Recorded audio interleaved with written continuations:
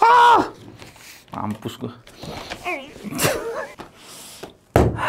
49 inch, apa yang ada di pikiran lo? Pasti Odyssey G9 dengan resolusi yang super gilanya. Dan 240 Hz plus 1000R. Tapi come on lah. 22 juta untuk sebuah monitor dan garansi cuma 1 tahun. Come on Samsung.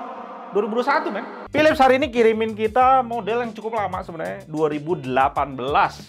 Tapi gua rasa ini jadi solusi. Ketika lu nggak mau beli Samsung dengan mahal itu dan garansi cuma setahun, apalagi 22 juta.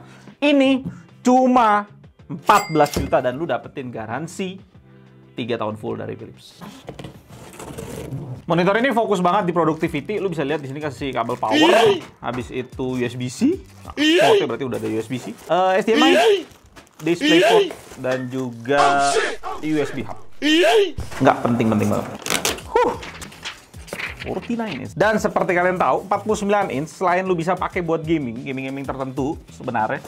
Cuma kan Samsung nge-push lu buat dapetin 240 Hz-nya supaya lu bisa nge-gaming kompetitif juga.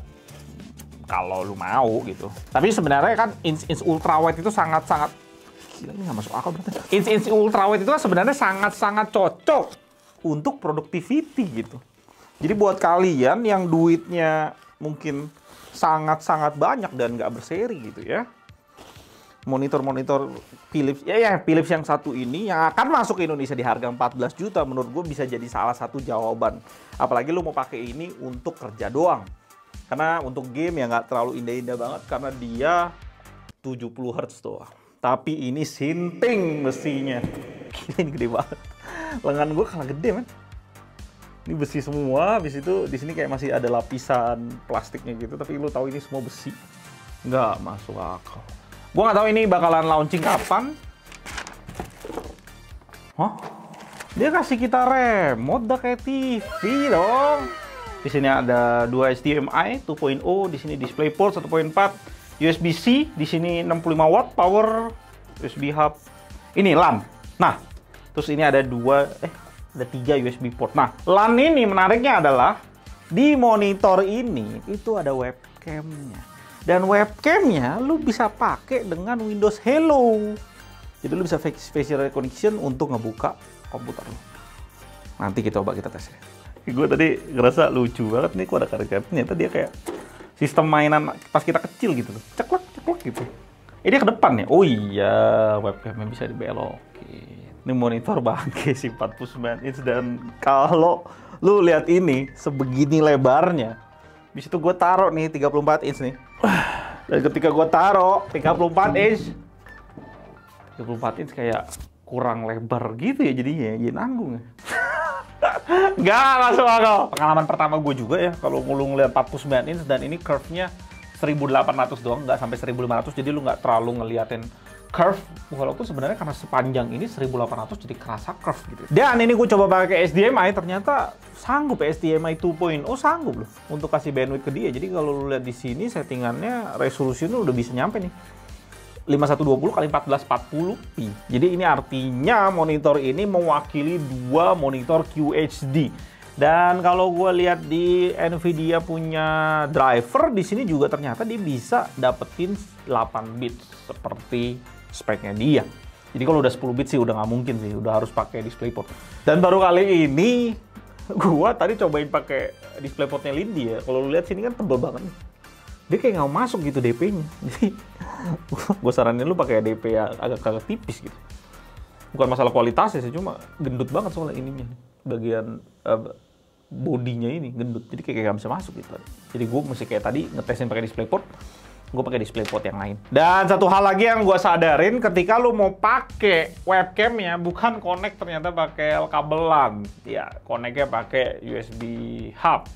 Jadi port USB hubnya lu coloklah ke PC. Ya tadi gue pikir pakai LAN, tadi gue dengar soalnya dari orang Philips ya, oh pakai LAN kok untuk nyalain webcamnya. Gue bingung sih, kok pakai LAN sih? Itu pakai USB hub. Dan kita lihat sebentar kualitas dari webcamnya. Ya, ini kualitas webcamnya. Bisa di full zoom deh. Ya, ini kualitas webcamnya not bad lah ya. Dan dia ada mic-nya juga sekalian tuh di situ. Not bad, dan dulu bisa connect langsung ke Windows Hello. Nice banget ya. Gua nggak tahu sih, lu punya webcam biasa apakah bisa connect ke Windows Hello, dan gua nggak bisa contohin karena Windows gua ya begitulah ya, Windows Hello-nya hilang. Nah, di sini kalau lu ngelihat di sini bener-bener sih lu bisa kayak ngelakuin seperti lu punya dual monitor QHD 27 inch, man.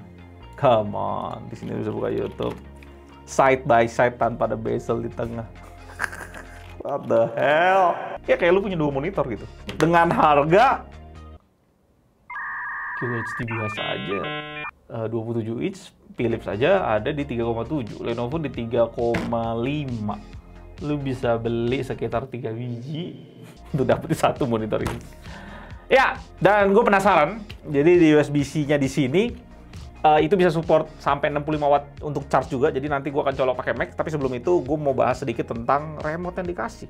Jadi ini gue rasa Philips berpikir mungkin monitor selebar ini bisa jadiin TV juga. Makanya di sini lu bisa mainin brightness-nya, lu bisa mainin sound. Ada settingan juga ya. Jadi gue belum tes ya. Kita tes Mac. Dengan Mac cukup satu kabel aja udah nge-charge laptopnya. Oke. Di port bagian belakang semua bisa nyala. Webcam dan mic juga. Nanti gue tes mic-nya ya, karena kemarin Mac suka ngaco pada saat di Huawei MateView.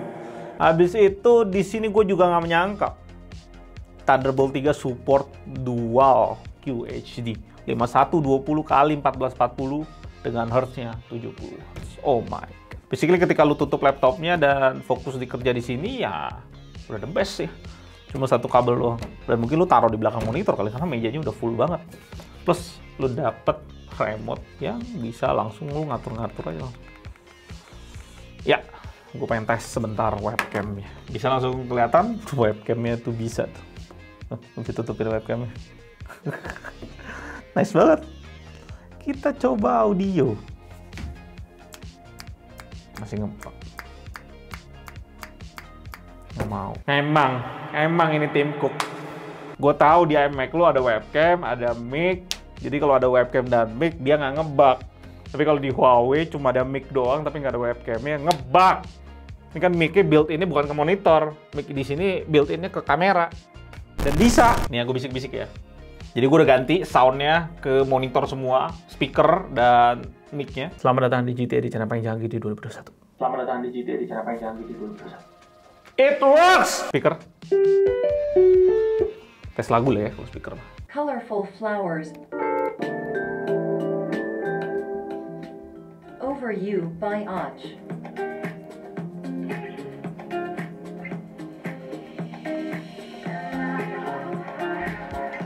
Bagus speaker, nggak mendem, rapi, cuma ya kayak gitu ya monitor speaker kalau nggak ada bassnya ya subwoofer, nggak ada subwoofer khususnya ya bassnya kurang nendang aja. Tes terakhir, PS5. Ini gue lagi tes PS5 dan kalian bisa lihat ini agak nge-stretch.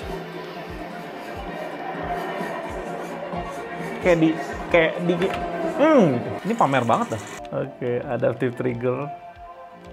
Terus ya kalian bisa langsung lihat PS5 jalan full di satu layar, tapi ini kan vertikalnya 1440p di mana itu nggak disupport sama PS5. Jadi gua ngerasa kayak kurang tajam aja nge-game-nya. Cuma at least dia udah bisa full lah.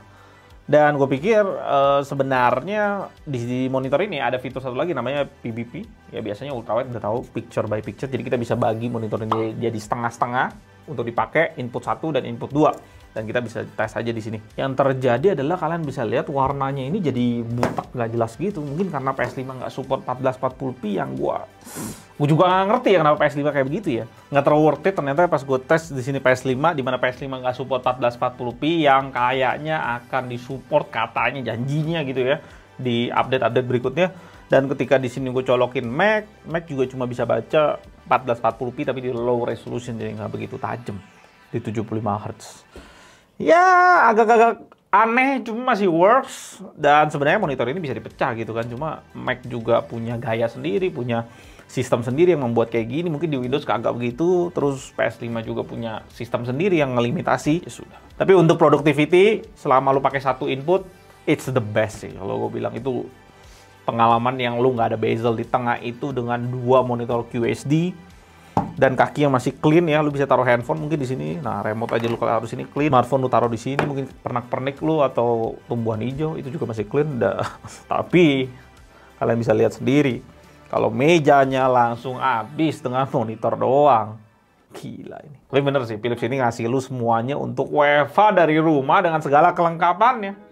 Layar dapet, kamera dapet, mic dapet, remote pun dapet. Lu masih bisa jadiin TV men, walaupun nge-stretch ya. Cuma sebel juga sih. Tapi ya, speaker dapet. Apalagi gitu. Semuanya udah dapet. 14 juta. Ini cocok banget sih untuk jadi alternatif daripada lu mesti beli Samsung yang 1000R 24 juta dengan garansi 1 tahun. Itu sih. Tapi sebenarnya brand-brand lainnya ada, misalnya kayak LG. Cuma LG kalau gue lihat dia 60 Hz, terus habis itu resolusinya sama, dia 60 Hz LG, tapi garansi juga 1 tahun lagi. Terus ada Asus yang gue tahu kodenya agak susah ya, XG349 VQ. Itu gue kocak sih. 144 Hz memang refresh rate-nya, cuma dia vertikalnya cuma 1080p. Jadi horizontalnya dia cuma 1920 kali 2, 3840 doang. Ya ampun, itu kayak pakai 27 inch Full HD biasa dibikinin ultrawide sampai 49 inch. Oh my god. Dan harganya pun lebih mahal daripada kalau nggak salah 19 juta. Ya nanti editor gua akan taruh fotonya. Thank you banget Philips Indonesia udah kasih kita kesempatan untuk ngetesin monitor ini, satu-satunya yang ada di Indonesia. Dan gue belum tahu tanggal pastinya kapan ini akan launching, dan walaupun udah launching juga, gue mau share ke kalian juga benar-benar niche banget market yang mau kayak gini. Karena harganya amazing. Thank you banget guys yang udah nonton. Gue Alvin. Sampai jumpa di video berikutnya dan bye.